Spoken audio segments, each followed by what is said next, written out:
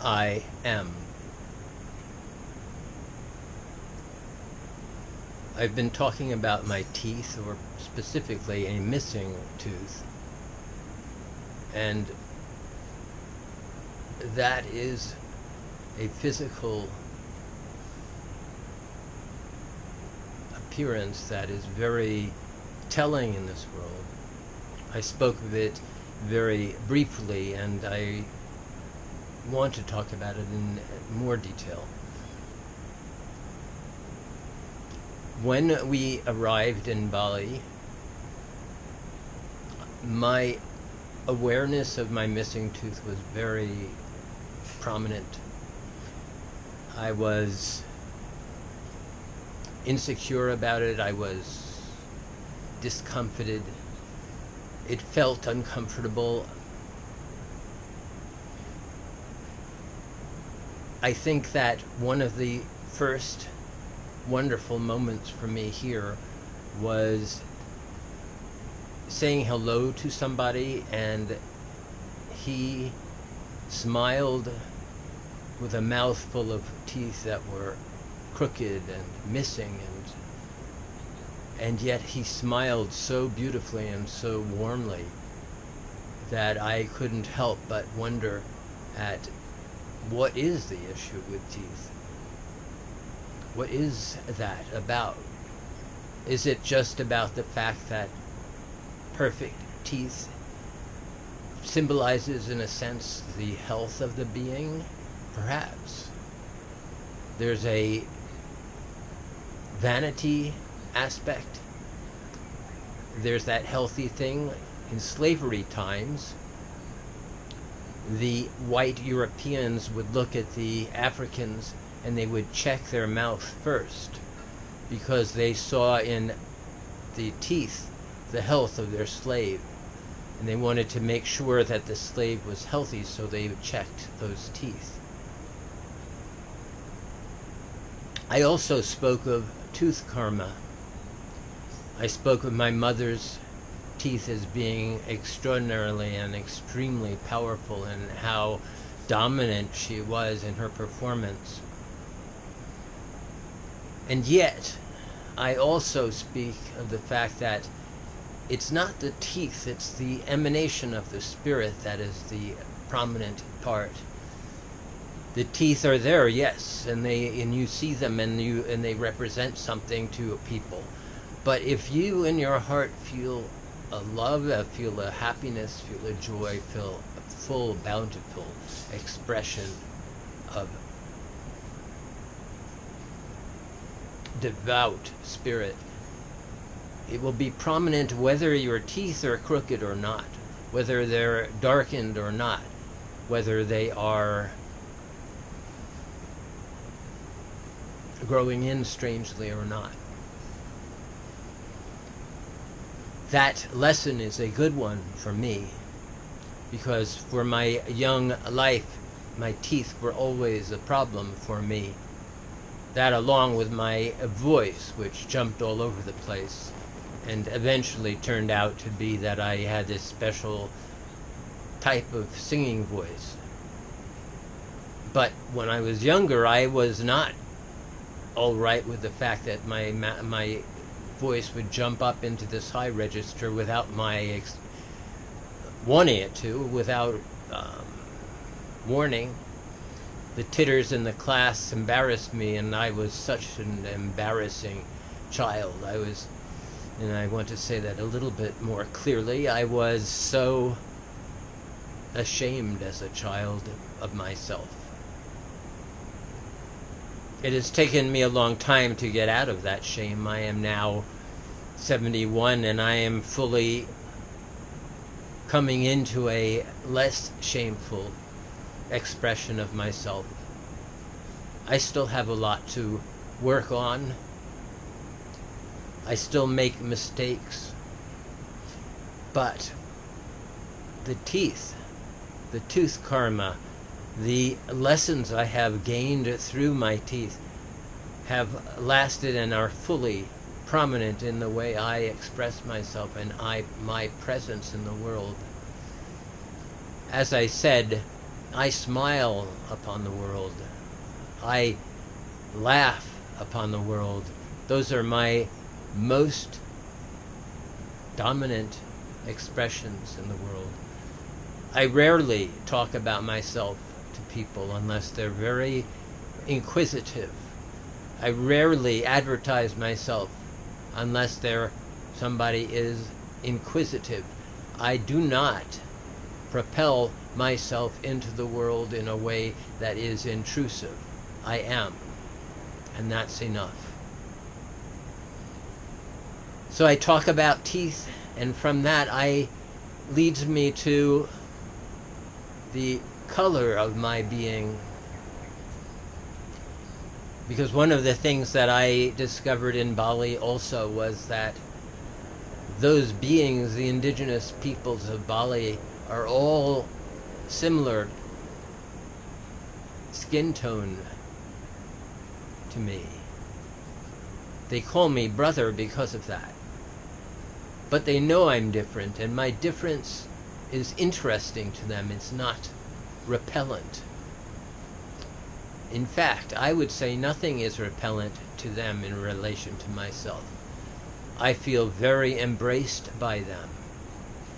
And what does that mean, being embraced by the beings here? It means that when I smile at them, when I say hello, they smile back and say hello to me.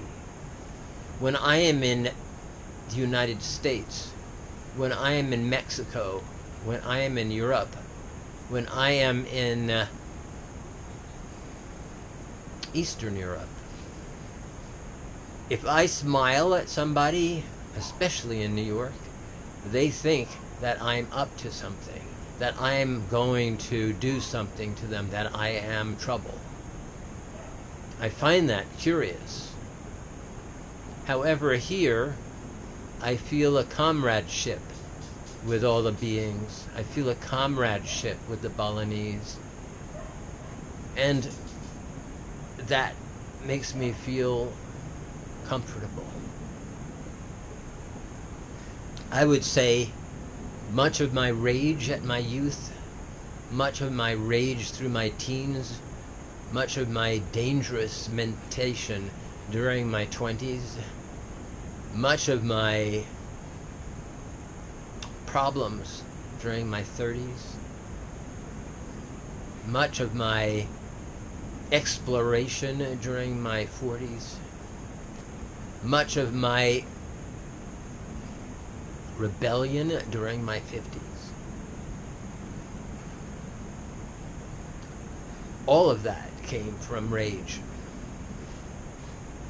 It was only when I came to Bali that the rage seemed to come so in alignment with the volcanoes that I was able to fully express it, to express how upon birth I was so castigated by the world. And the world at that time was New York. New York in the 1950s was a racist, separatist state.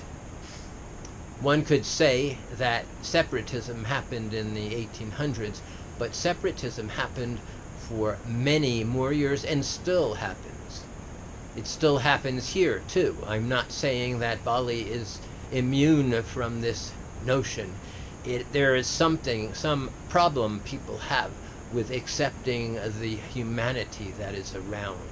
It is this problem that causes all of the disunity, all the wars, and all the destruction.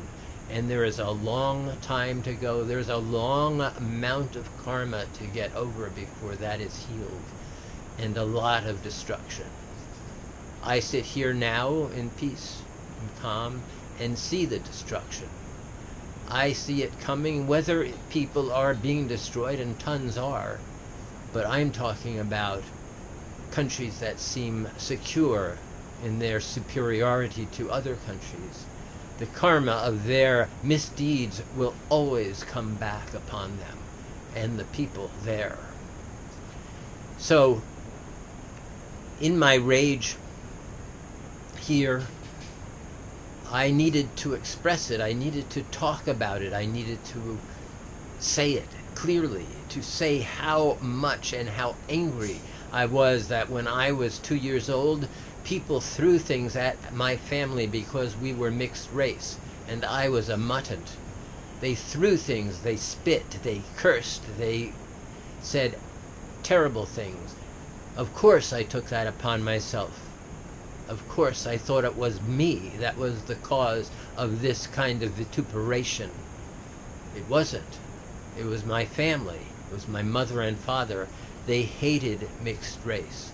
Now you see many mixed race people. Not as many as will eventually happen in this planet, but a lot now. I meet a lot of mixed race and muttants who I see have made choices to either stick with one of their lineages or the other because of pressure from society. I say, be all your lineage. Don't choose to be one lineage or another. Choose to be all yourself.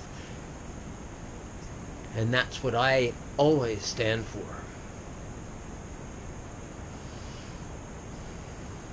So my rage was expressed in our last homestead on a gorge.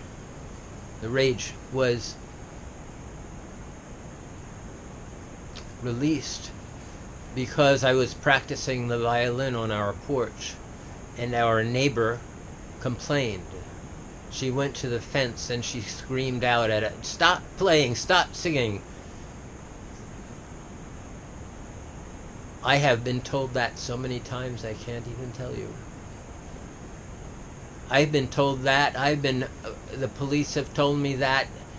Organizations, parks, everything have told me this.